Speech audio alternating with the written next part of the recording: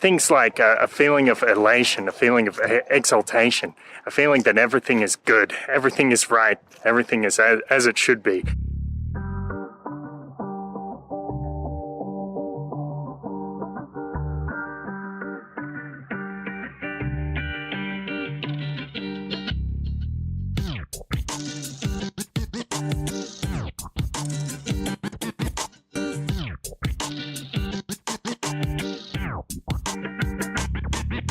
Hello, welcome to the Paradise Paradox. So, I was planning on recording an episode with Aaron talking about the bus accident that happened to me last week.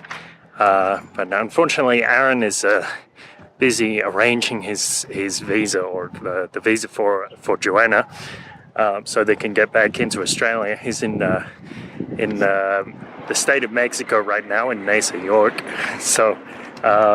So unfortunately we can't do that episode today, but I thought I would check in with you guys and talk to you a little bit about peak experiences. So the idea of peak experiences, I'm pretty sure it originated with Abraham Maslow. So a peak experience is, a lot of you are probably familiar with Abraham Maslow's hierarchy of needs. So like at the bottom you have like the physiological needs, things like food and sex, air, water, all these things that are really important to life. And as you go further and further up the pyramid, you get to things that are more and more higher needs of a human. So things like love, acceptance, esteem of one's peers, and things like that, until you get to self-actualization. And self-actualization is the stage where you actually have the need to decide what kind of person you're going to be, how you're going to achieve it, what your values are.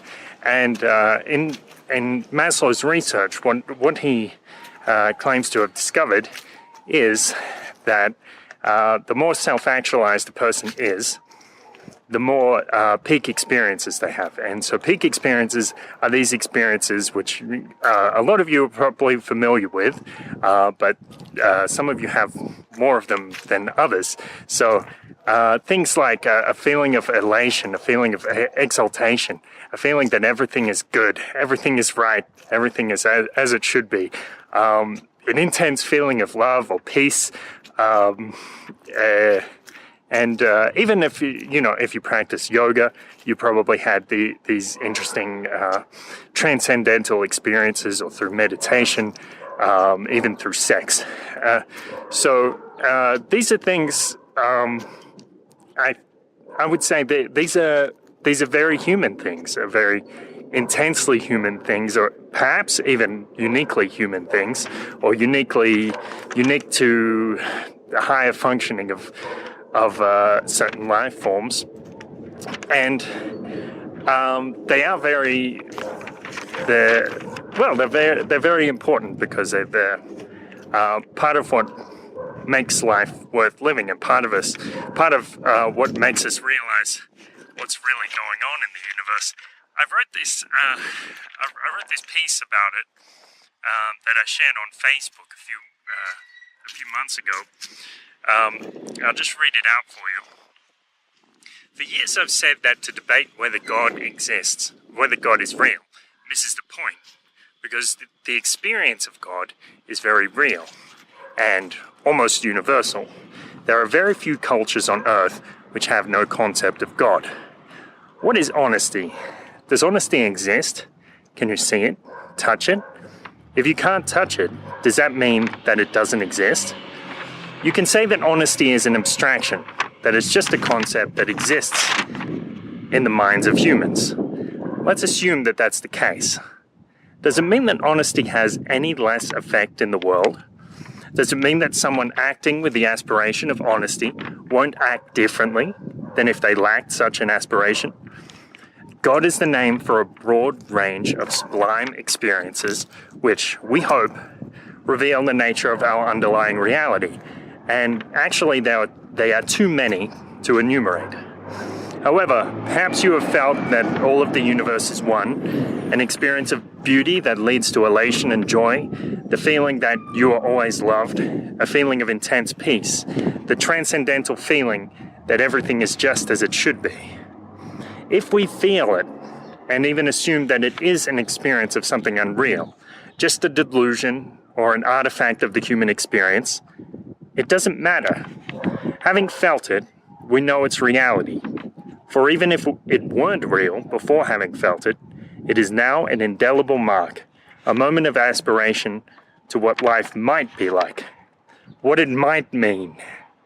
Its effects on reality can never be erased. But if you ask me point blank if I believe that God has a reality independent of our experience, well, I would have to say yes. Because out of all of my experiences, none are as real as those. So that's what I wrote. Since taking ayahuasca, I tend to have a lot more of these peak experiences. But I've been, I guess you could say, I've actively developing them for years, or developing the ability to have them. And that's the one thing which Maslow says is indicative of a self-actualized person, that they seek out peak experiences and that they learn to initiate them, instigate them. There was a case, my friend Luke told me this case years ago about a woman. I believe she was Catholic. I probably mentioned this before. And she had this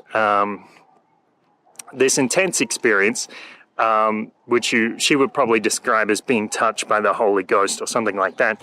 And she had this overwhelming sense of elation, and she got down on her knees and she said, "I am not worthy.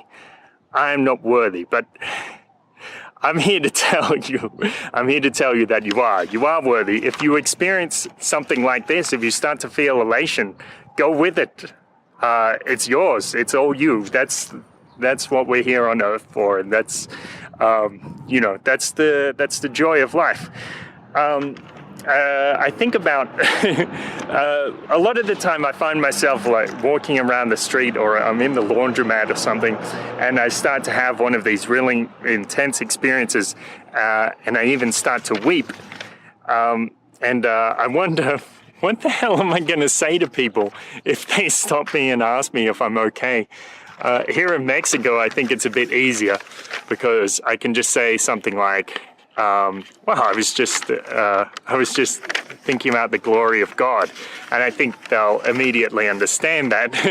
But if I were walking around Australia weeping and I said that to somebody, they'd probably run away.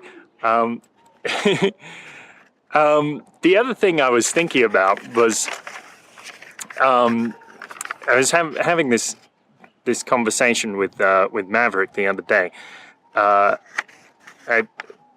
Sometimes when I have these experiences, it feels like sort of like a divine revelation. Like there's this very potent idea, and that idea leads you to elation, or the elation leads you to this very potent idea, which it's kind of this beautiful cycle, this delicious cycle, if you will, one leading to the other, and the other leading to the first.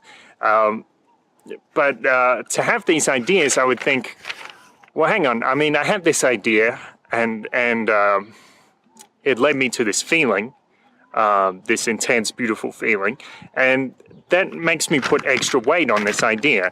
But I know some people have an idea, and they like the sound of that idea. They have a feeling about that idea, and that makes them think the idea is true.